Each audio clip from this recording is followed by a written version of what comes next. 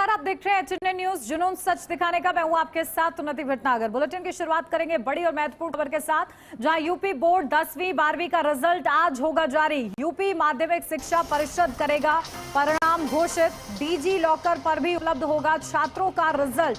तो ये बड़ी खबर आपको बता रहे, 52 लाख से ज्यादा स्टूडेंट्स ने दी थी बोर्ड परीक्षा। तो जिला विद्यालय निरीक्षक राजेश कुमार ने दी जानकारी। इस साल यूपी बोर्ड परीक्षा में 52 लाख से ज्यादा छात्रों ने रजिस्ट्रेशन किया था। इन सभी छात्रों की परीक्षाओं का मूल्यांकन अप्रैल के पहले सप्ताह तक पूरा कर लिया गया था, जिसके बाद आज शाम 4 बजे रिजल्ट घोषित किया जाएगा। तो देखिए, यूपी बोर्ड रिजल्ट एक प्रेस कॉन्फ्रेंस के जरिए घोषित करेगा। इसके तुरंत बाद आधिकारिक वेबसाइट पर लिंक एक्टिव कर दिए जाएंगे। छात्र अपने लॉगिन डिटेल्स डालकर आसानी से अपनी मार्कशीट देख सकेंगे। तो 52 लाख से ज्यादा स्टूडेंट्स ने दी थी बोर्ड की परीक्षा। जिला विद्यालय निरीक्षक राजेश कुमार ने इसकी जानकारी दी। यूपी बोर्ड 10वीं 12वीं का रिजल्ट आज जारी होगा। तो यूपी माध्यमिक शिक्षा परिषद करेगा परिणाम घोषित। डीजी लॉकर पर भी उपलब्ध होगा छात्रों का रिजल्ट।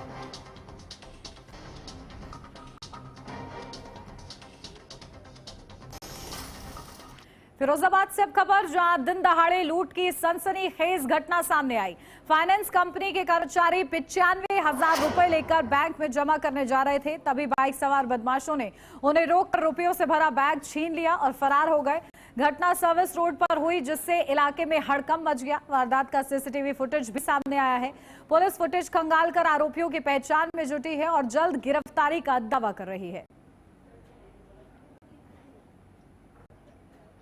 तो फाइनेंस कर्मचारी से 95,000 की लूट और दिन दहाड़े लूट से इलाके में जहां सनसनी मची हुई है, तो बाइक सवार बदमाशों की तलाश में जुटी हुई है। और ये सीसीटीवी भी सामने आया है, जिसके आधार पर आगे की कार्रवाई की जा रही है।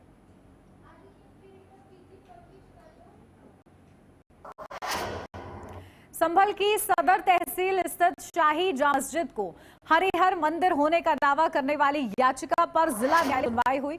सिविल जज सीनियर डिवीजन आदित्य सिंह की अदालत में चल रही इस सुनवाई में सुप्रीम कोर्ट के स्टे के कारण आगे की कार्रवाई नहीं हो सकी। इस मामले में 8 याचिकाकर्ताओं की ओर से 19 नवंबर 2024 को याचिका दाखिल की गई थी। पिछली सुनवाई 24 को हुई थी। सुनवाई में अदालत ने अगली तारीख 26 मई 2026 तय कर दी है।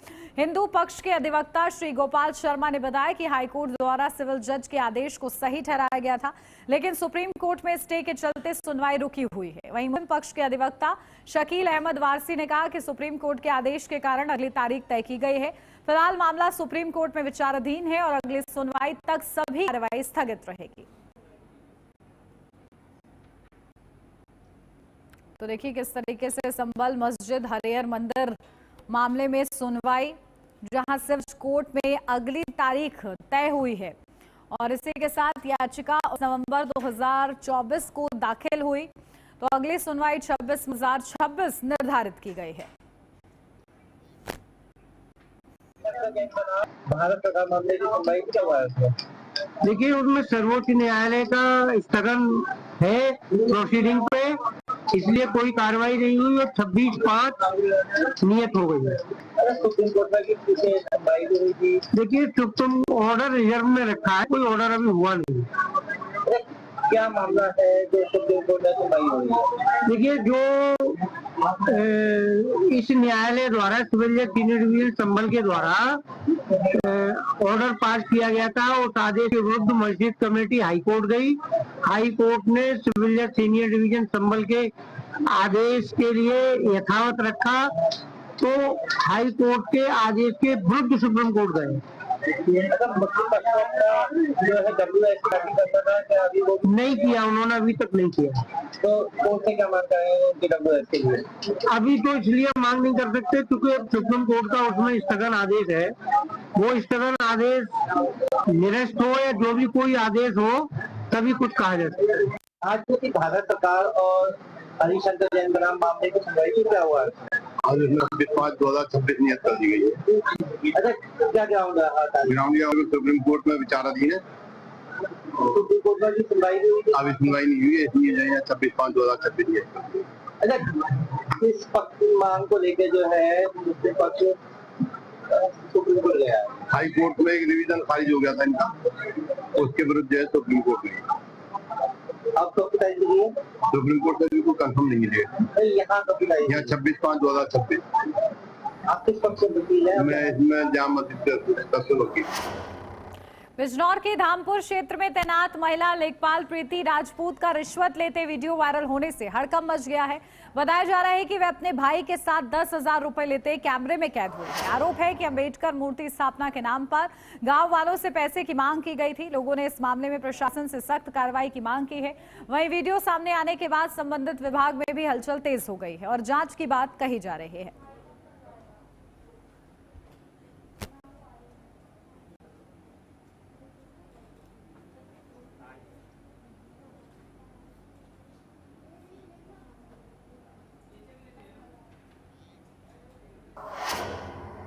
उन्नाव के सदर कोतवाली क्षेत्र में घर के बाहर खड़ी स्कूटी चोरी होने का मामला सामने आया है।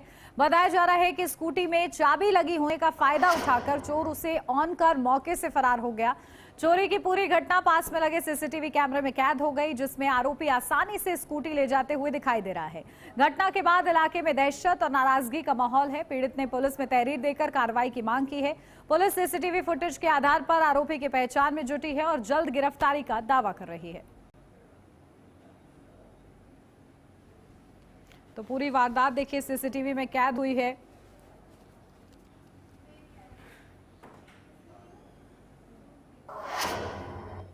मेरठ के सेंट्रल मार्केट में चल रहा विवाद अब बड़े जन आंदोलन का रूप लेता हुआ दिख रहा है। आंदोलन के 13वें दिन शास्त्री नगर स्थित धरना स्थल पर महिलाओं ने अपने व्यापार और आत्मसम्मान की तेरवी कर अनोखा दर्ज कराया। हवन पूजन के जरिए उन्होंने प्रशासन और जनप्रतिनिधियों पर बेरुखी का लगाते हुए कहा कि उनकी उम्मीदें और भरोसा खत्म हो चुका है। महिलाओं ने प्रतीकात्मक रूप से ब्रह्मभोज का आयोजन भी किया, जिससे वहां का माहौल बेहद भावुक हो गया। प्रदर्शनकारियों का कहना है कि संकट के समय कोई भी नेता उनकी मदद सामने नहीं आया। सेंट्रल मार्केट, जो शहर की अर्थव्यवस्था का अहम केंद्र है, पिछले 13 दिनों से प्रभावित है। जानकारों का मानना है कि यदि जल्द समाधान नहीं निकला तो यह आंदोलन और व्यापक रूप ले सकता है, जिसका असर शहर की शांति व्यवस्था और राजनीति पर भी पड़ सकता है।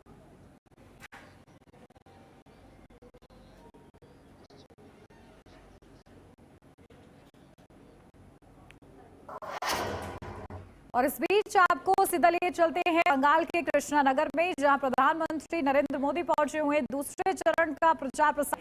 क्या कुछ वो कह रहे हैं, सुनवाते हैं आपको। करने वालों कड़ी से कड़ी सजा मिलेगी। हर ब्लॉक में महिला थाने बनेंगे और सड़क पर सुरक्षा के लिए विशेष दस्ते बनाए जाएंगे। दूसरी गारंटी, बंगाल पुलिस में बेटियों की बड़े पैमाने पर भर्ती की जाएगी। तीसरी गारंटी, बंगाल बीजेपी के मातृशक्ति भरोसा कार्ड से 1 साल में 36,000 रुपये सीधे महिलाओं के बैंक खाते में भेजे जाएंगे। चौथी गारंटी, बंगाल बीजेपी सरकार बेटियों को ग्रेजुएशन के लिए 50,000 रुपये की मदद देगी। पांचवी गारंटी, बंगाल बीजेपी सरकार गर्भवती माताओं को 21,000 रुपये तक की आर्थिक सहायता देगी। छठी गारंटी, बंगाल बीजेपी सरकार शिशुओं के बेहतर पोषण के लिए 36,000 रुपये अतिरिक्त देने वाली है। सातवीं गारंटी, सुकन्या समृद्धि योजना के जरिए बेटियों का भविष्य सुरक्षित किया जाएगा। किसी भी योजना में जितना ब्याज नहीं मिलता है, इतना ब्याज ये सुकन्या योजना में मिलेगा। 8वीं गारंटी महिलाओं को स्वरोजगार के लिए 20 लाख रुपए तक का मुद्रा लोन दिया जाएगा और उसकी गारंटी मोदी देगा, मोदी देगा। साथ ही लाखों बहनों को लखपति दीदी बनाने के लिए भी मदद दी जाएगी।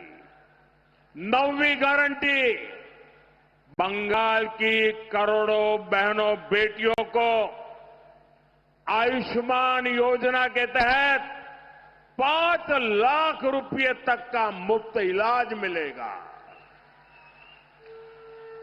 सर्वाइकल कैंसर का मुफ्त टीका और सिकल सेल की मुफ्त जांच भी बेटियों को मिलेगी। 10वीं गारंटी पीएम आवास योजना के तहत बंगाल के गरीब परिवारों की बहनों के नाम पर घर की रजिस्ट्री होगी। मालकिन का हक बहनों को मिलेगा। घर बनाने के लिए 1.5 लाख रुपए सीधे बैंक खाते में जमा किए जाएंगे। और साथियों, ये मोदी की 10 गारंटी और मोदी की गारंटी यानी गारंटी पूरा होने की गारंटी। तो पीएम मोदी 10 गारंटी देते हुए नजर आए पश्चिम बंगाल की जनता को, और इसी के साथ खबरें आगे जारी रहेंगी। फिलहाल यहाँ रुक रहे एक छोटे से ब्रेक के लिए, जल्द हाजिर होते हैं।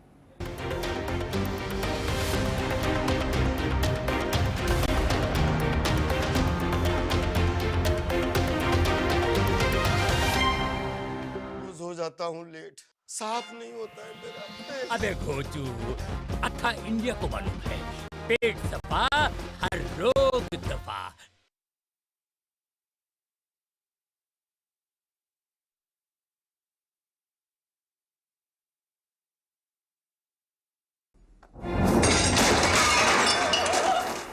फर्श की टाइल्स को चेंज करो, बड़ी स्लिपरी हैं। थर्मोकूल वॉशिंग मशीन। थर्मोकूल, इंडिया का नया अंदाज।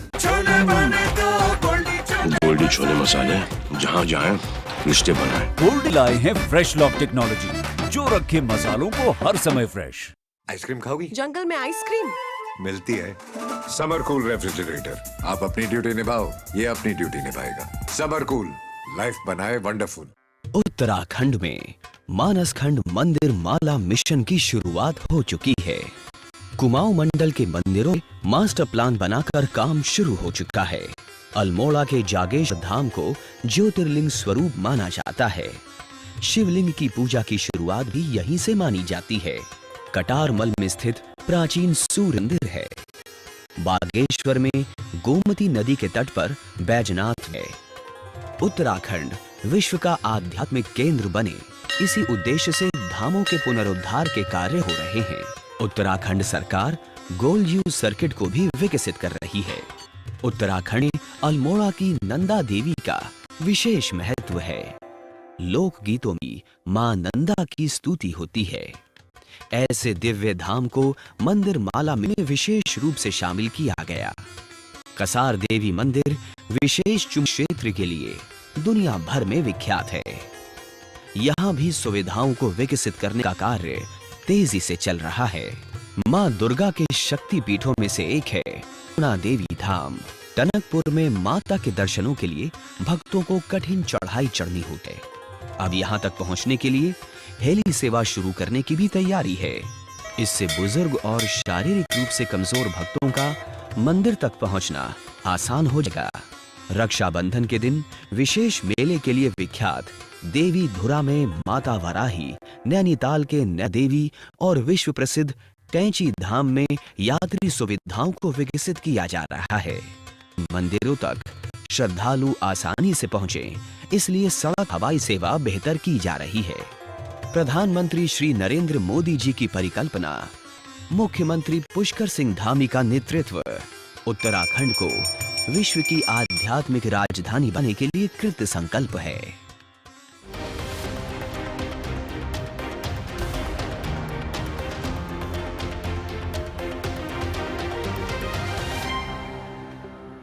ब्रेक के बाद स्वागत है आपका। बढ़ते हैं आगे। रायबरेली में गैस सिलेंडर विस्फोट से हड़कंप मच गया। त्रिभुवन मौर्य अपनी पत्नी दीपिका के साथ घर में खाना बना रहे थे, तभी अचानक सिलेंडर फट गया और जोरदार धमाके से घर हिल उठा।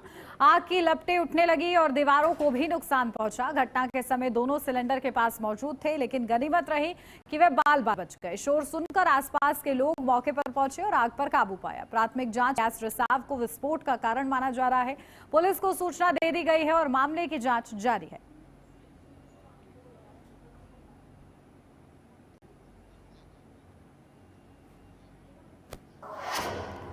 शाहजहांपुर के तिलहर क्षेत्र में सरकारी गेहूं खरीद के नाम पर चल रहे अवैध वसूली के खेल का पर्दाफाश हुआ है। बरेली की एंटी करप्शन टीम ने तिलहर की नवीन मंडी में छापा मारकर रिश्वतखोरी का खुलासा किया। आरोप था कि आरएफसी सेंटर पर तैनात क्षेत्रीय विपणन निरीक्षक मुनेंद्र नाथ पटेल बिना रिश्वत गेहूं खरीद नहीं कर रहे थे और प्रति क्विंटल 100 रुपए की मांग की जा रही थी। शिकायत के बाद टीम ने जाल बिछाया और बुधवार को आरोपी को 9,000 रुपए रिश्वत लेते रंगे हाथ गिरफ्तार कर लिया। अचानक हुई कार्रवाई से मंडी में हड़कंप मच गया। टीम आरोपी को अपने साथ ले गई और उसके खिलाफ विधिक कार्रवाई शुरू कर दी गई है।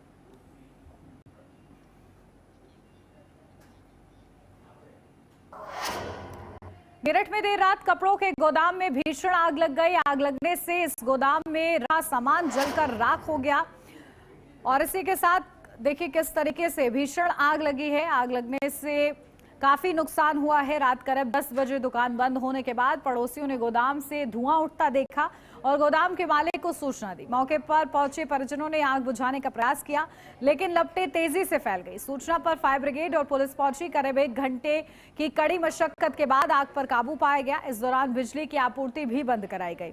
एफएसओ आरके सिंह के अनुसार इस घटना में कोई जनहानि नहीं हुई है, लेकिन लाखों का नुकसान बताया जा रहा है।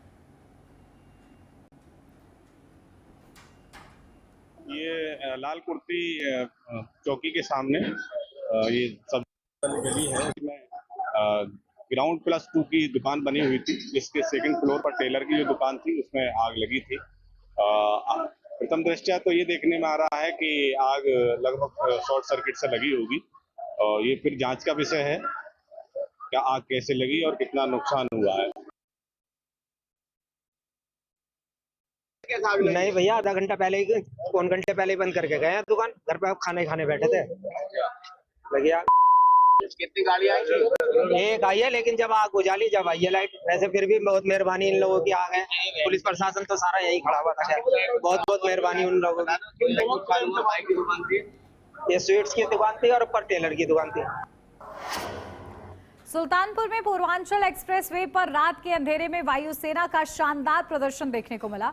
कुरेभार के अरवल किरी करवत स्थित एयर स्ट्रिप पर लड़ाकू विमानों ने लाइटों के साथ रिहर्सल किया, जिससे आसमान जगमगा उठा। पंजाब पायलटों ने बेहतरीन समन्वय और कौशल का प्रदर्शन करते हुए अपनी क्षमता का परिचय दिया। इस अभ्यास का उद्देश्य आपातकालीन परिस्थितियों में एक्सप्रेसवे को रनवे के रूप में इस्तेमाल करने की तैयारी को परखना था।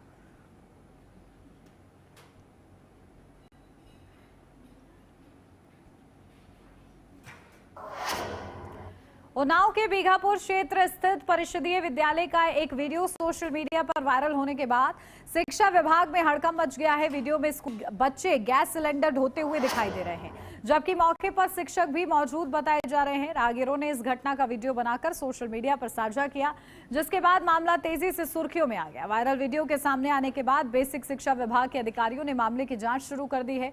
स्थानीय लोगों ने बच्चों से इस तरह का काम कराने पर नाराजगी जताई है और जिम्मेदारों पर कार्रवाई की मांग की है।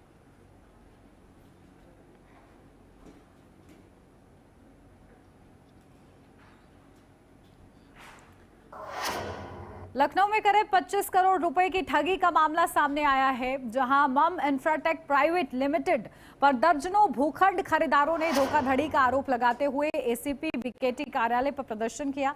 निवेशकों का आरोप है कि कंपनी के निदेशक अभिषेक त्रिपाठी ने गोमती नगर के विराज खंड निवासी होने के चलते लोगों को प्लॉट दिलाने का झांसा दिया और करीब 200 लोगों से करोड़ों रुपए लिए। पीड़ितों ने बताया कि सालों बीत जाने के बाद भी ना तो जमीन दी गई और ना ही पैसे वापस किए गए। आरोप यह भी है कि दिखाए गए भूखंडों पर बाद में कब्जा बदल दिया गया और चेक देने पर वे बाउंस हो गया। प्रदर्शन कर रहे निवेशकों ने निष्पक्ष जांच और रकम वापसी की मांग की है। एसीपी बीकेटी ज्ञानेंद्र सिंह ने मामले की जांच कर सख्त कार्रवाई का आश्वासन दिया है।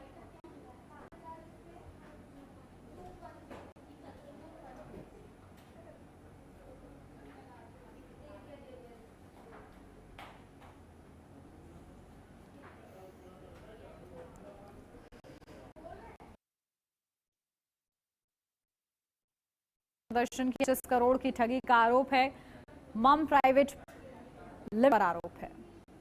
यहाँ पर कुमरावा में मम इंफ्राटेक करके एक कंपनी थी के एमडी अभिषेक त्रिपाठी थे, जो कि यहाँ गोमती नगर का रहना है।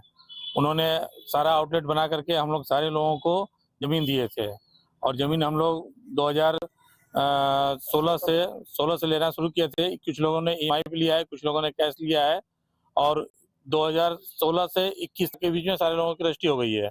उसके बाद इन्होंने कहा कि सारे लोगों को पोजीशन हम देंगे। सारे लोगों को पोजीशन के नाम पे ये टहलाते रहे और 8 साल से इन्होंने घुमाया। जब हम लोगों ने रजिस्ट्री करवाया तो ये इन्होंने एक छोटा बाउंड्री वॉल करके सब लोगों को दे दिए। उसके बाद विकास के रूप में कहे कि हम टाउनशिप डेवलप करेंगे। और देखिए, इस बीच आपको सीधा लिए चलते हैं दिल्ली, जहां पर मुख्यमंत्री भजनलाल शर्मा वहां मौजूद हैं। क्या कुछ कह रहे हैं, सुनवाते हैं। तो खेती में लाभ हो तो लाभ के उपाय कई होते हैं कि उसको मार्केट मिले, मार्केट के साथ साथ उसका जो ट्रांसपोर्ट है उसको हम आगे बढ़ाते हुए जल्दी से, कुछ फसलें ऐसी होती हैं, कुछ सब्जियां होती हैं जिनको नजदीक समय में कुछ घंटों में ही पहुंचाया जाता है, तो उसकी हम क्या योजना बना सकते हैं कि जो बड़े बाजार के अंदर उसका किसान ज्यादा से ज्यादा लाभ ले सकता है। इसके अलावा कुछ फसल ऐसी होती हैं जो फसल पर वो उनका भाव कम होता है, लेकिन वो फसल जैसे ही समाप्त होती है उसका भाव बढ़ता है। तो किसान को कैसे उसका भाव ठीक प्रकार से मिले, तो उसके लिए वेयर हाउस से लेकर के उसकी यूनिट लगा करके उसको कैसे हम आगे उस माल को रोक सकते हैं जिससे कि किसान को उसका फायदा हो। दूसरे क्षेत्रों में हम उस माल को कैसे पहुंचा सकते हैं जहां आवश्यकता हो। आज राजस्थान के अंदर अगर हम तिलहन की बात करें तो सरसों की अच्छी पैदावार होती है, मूंगफली की अच्छी पैदावार होती है, सोयाबीन की अच्छी पैदावार होती है। तो हम वहां यूनिट लगा करके उसकी प्रोसेसिंग वहीं करके उस माल को हम कैसे भेज सकते हैं जिससे हमारी किसान की फसल का पैसा भी मिलेगा। प्रोसेसिंग यूनिट के माध्यम से वो किसान इधर उधर नहीं ले जाकर के वहीं उस माल को देगा। बीकानेर में जैसे मूंगफली होती है, लेकिन मूंगफली के लिए वहां जो हमारी यूनिट है, ऑयल मिल है मूंगफली की, वो बहुत कम है, तो उसकी पूर्ति वहां नहीं होती है। तो किसान जब दूसरी स्थान पर लेके जाता है या व्यापारी लेकर के जाता है तो उसकी कीमत घट जाती है। तो हमें उसको कैसे बढ़ाना है,